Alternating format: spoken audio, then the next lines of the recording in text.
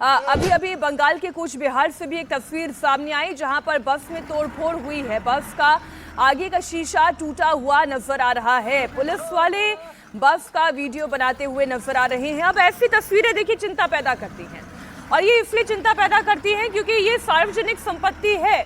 अगर शांतिपूर्ण बंद है तो फिर शांतिपूर्ण बंद ही रहना चाहिए। गोलीबारी नहीं होनी चाहिए, मारपीट नहीं होनी चाहिए, आगजनी नहीं होनी चाहिए, और ना ही सार्वजनिक संपत्तियों को नुकसान पहुंचाना चाहिए, तोड़फोड़ होनी चाहिए। लेकिन ये हो रहा है। ये जो एक तस्वीर आप देख रहे हैं, एक बस के आगे का शीशा टूटा हुआ नजर आ रहा है। अब ये करने वाले कौन हैं? या फिर हम जो सवाल उठा रहे हैं कि पश्चिम बंगाल में भारतीय जनता पार्टी अगर एक राजनीतिक बंद का कॉल दे रही है, पश्चिम बंगाल सरकार के खिलाफ अपनी आवाज उठा रही है, तो फिर उनके ऊपर गोली चलाने वाले कौन हैं? ये तमाम सवाल आज पैदा हो रहे हैं। दो पहलू है आज की इस तस्वीर के भी। एक तरफ जहां भारतीय जनता पार्टी पश्चिम बंगाल में राष्ट्रपति शासन लगाने की मांग कर रही है, मुख्यमंत्री ममता बनर्जी के इस्तीफे की मांग कर रही है, तो वहीं दूसरी तरफ एक पॉइंट ऑफ व्यू पश्चिम बंगाल सरकार का भी है, वहां की पुलिस का भी है। वो ये कह रहे हैं कि प्रदर्शनकारी हिंसक है, वो तोड़फोड़ कर रहे हैं, पत्थरबाजी हो रही है और ये कानून व्यवस्था चौपट नहीं होने देंगे।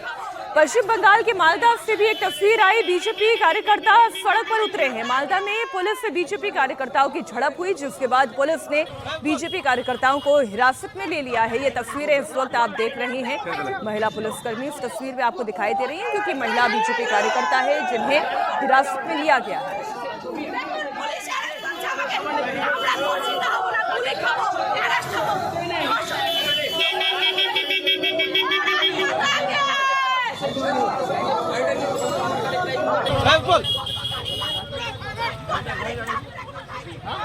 देखिए, पब्लिक का आक्रोश अपनी जगह है, राजनीतिक प्रतिद्वंदिता अपनी जगह है, और कोलकाता की ये जो तस्वीरें हैं वो चिंता पैदा करती हैं, क्योंकि इस तरीके से पुलिस में और बीजेपी कार्यकर्ताओं के बीच में कसाकसी देखने को मिल रही है। कोलकाता के फूल बागान की एक तस्वीर अब आपके सामने रख रही हूँ।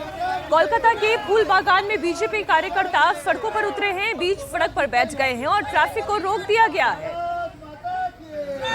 आम पश्चिम बंगाल की जनता से बीजेपी ने समर्थन की मांग की है। वो ये चाह रहे हैं कि इस बंद में पश्चिम बंगाल की जनता भी उनका समर्थन करे। कई जगहों पर ये समर्थन उन्हें हासिल भी हो रहा है, लेकिन ट्रैफिक को रोक देना क्या ये भी ठीक है या नहीं? इस सवाल का जवाब आम पब्लिक खुद दे। इन तस्वीरों को देखें, आक्रोश की लड़ाई है। एक तरफ जहां पर एक महिला ट्रेनी डॉक्टर के साथ जो बर्बर व्यवहार हुआ, जो अन्याय हुआ, इसे लेकर इंसाफ की मांग चल रही है। आरजीकर मेडिकल कॉलेज जिसमें वित्तीय अनियमितताओं से लेकर वहां पर चल रहे रैकेट्स को लेकर तमाम तरीके की खबरें लगातार सामने आई हैं।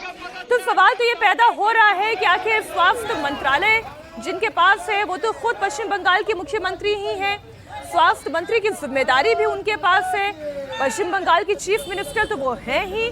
ऐसे में ऐसी अनियमितताएं उनकी आंखों के सामने कैसे होने पाई? और वो भी तब जब बीते एक साल से 1000 पन्नों की पूरी रिपोर्ट विजिलेंस टीम के पास हो और विजिलेंस टीम आंखें मूंद कर बैठी रहे।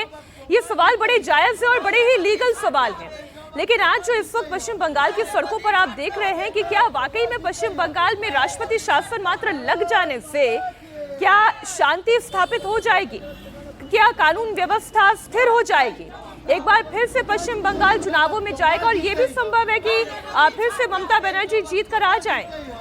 कम से कम अगर आप लोकसभा चुनाव के नतीजों का आकलन करेंगे तो पब्लिक का सपोर्ट तो ममता बनर्जी के साथ दिखाई दिया है, लेकिन इस बार परिस्थिति बिल्कुल अलग हो चुकी है।